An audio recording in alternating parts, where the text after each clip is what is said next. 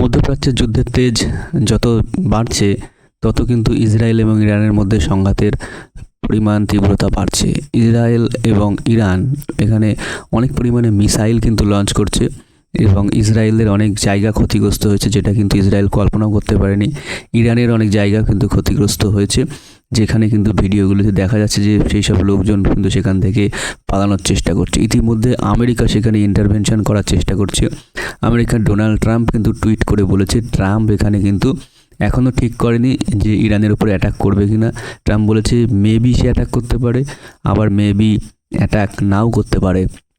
এবং ইরান তাদের যথাসম্ভব ব্যালিস্টিক মিসাইল দ্বারা ইসরায়েলের বিভিন্ন প্রান্তে কিন্তু ক্ষতিগ্রস্ত করার চেষ্টা করেছে।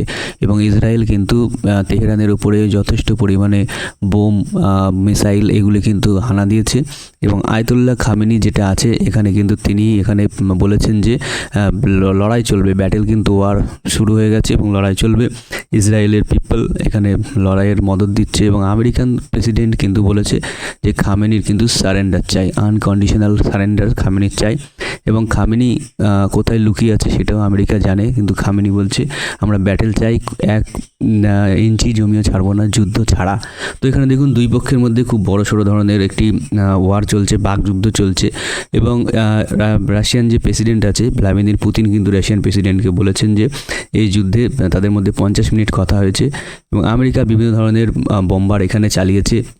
ওয়াল স্ট্রিট জার্নাল এখানে প্রথম ট্রাম্পের হামলা পরিকল্পনা সমর্থনের খবর প্রকাশ করে। এই উত্তেজনার মধ্যে ইসরায়েল ইরানের উপর আরও হামলা চালিয়েছে ক্ষেপণাস্ত্র সাইট এবং পারমাণবিক স্থাপনাগুলোর উপর। সুতরাং ইসরায়েল কিন্তু ইরানের বিভিন্ন রকম ক্ষেপণাস্ত্রগুলি ধ্বংস করার চেষ্টা করছে এবং ইরান তাদের একটাই পাওয়ার এখানে আছে, সেটা হলো ব্যালিস্টিক মিসাইল। আমেরিকা কিন্তু B2 বোম্বার ইত্যাদি বোম্বার যেগুলো আছে সেগুলো কিন্তু তেহরানের মাটিতে ফেলার জন্য চেষ্টা করছে, যে বোম্বার দিয়ে। এবং একটা বোম্বার যদি আসে তেহরান কিন্তু পুরো ধুলে মিশে যাবে। কিন্তু তেহরানের কিছু পাবলিক আছে তারা কিন্তু তাদের দেশের সাপোর্টে চলে এসেছে। এখানে দেখুন একটি খবর প্রকাশিত হয়েছে, Iran mission to UN official asked, এখানে বলেছে যে আমেরিকাকে না আসার জন্য। এবং ডোনাল্ড ট্রাম্প কিন্তু বরাবরই এখানে চেষ্টা করছে যে এখানে কিভাবে এই বিষয়টিকে ঠিক করা যায়। কিন্তু নেতানিয়াহু এদিকে আছে, সে কিন্তু এই যুদ্ধ ছাড়া অন্য কিছুই চায় না। সে চায় ইরানকে পুরো ধ্বংস করে দিতে, তেহরানকে জ্বালিয়ে দিতে। তেহরানের মানুষকে প্রতি আবেদন করেছে যেন তারা তেহরান ছেড়ে পালিয়ে যায়, এই ধরনের আশঙ্কা কিন্তু এখানে করেছে। সো এখানে দেখুন আমরা তেহরানের আকাশে নিয়ন্ত্রণ করছি, আমরা অভ্যুত্থানের শাসনের প্রচণ্ড শক্তি নিয়ে আঘাত আনছি। আমরা পারমাণবিক সাইট এবং ক্ষেপণাস্ত্র দপ্তরগুলোকে তারা কিন্তু আঘাত আনার চেষ্টা করছে। সুতরাং এবং দেখুন ইসরায়েলের যে মুখপাত্র আছে UN সেও বড় সড়ো ভূমিকা রাখছে। বাকযুদ্ধ চলছে এখানে।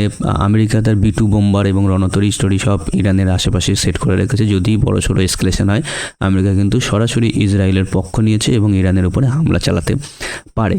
এবং যথেষ্ট পরিমাণে রণতরী এবং ব্রিটিশরাও কিন্তু রণতরী এবং বিমান ইসরায়েলের পক্ষে পাঠিয়েছে। সুতরাং ব্রিটিশ এবং আমেরিকা দুটোই কিন্তু ইসরায়েলের প্রতি যথেষ্ট পরিমাণে সমর্থন তারা দিয়ে রেখেছে।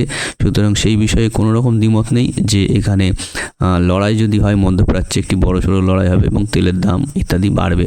এবং দেখুন BBC জানতে পেরেছে যুক্তরাষ্ট্র এখনও যুক্তরাজ্যের নিউ গার্সিয়া থেকে অবস্থিত ঘাঁটিগুলি থেকে আক্রমণ করার জন্য আনুষ্ঠানিক অনুরোধ জানায়নি। সাধারণত যুক্তরাষ্ট্র তার মিত্র শক্তিকে এই ঘাঁটিগুলি আক্রমণের জন্য অভিযান পরিচালনা করতে চায়। সুতরাং UK এবং USA দুটো কিন্তু মিত্র শক্তি। তারা গার্সিয়াতে যে সাইপ্রাসে রাখা আছে বিমানগুলি সেখানে কিন্তু তারা প্রস্তুতি নিচ্ছে। এখনও ঠিকভাবে আমন্ত্রণ জানায়নি, কিন্তু আমন্ত্রণ জানালেই কিন্তু যুদ্ধ এখানে শুরু হবে।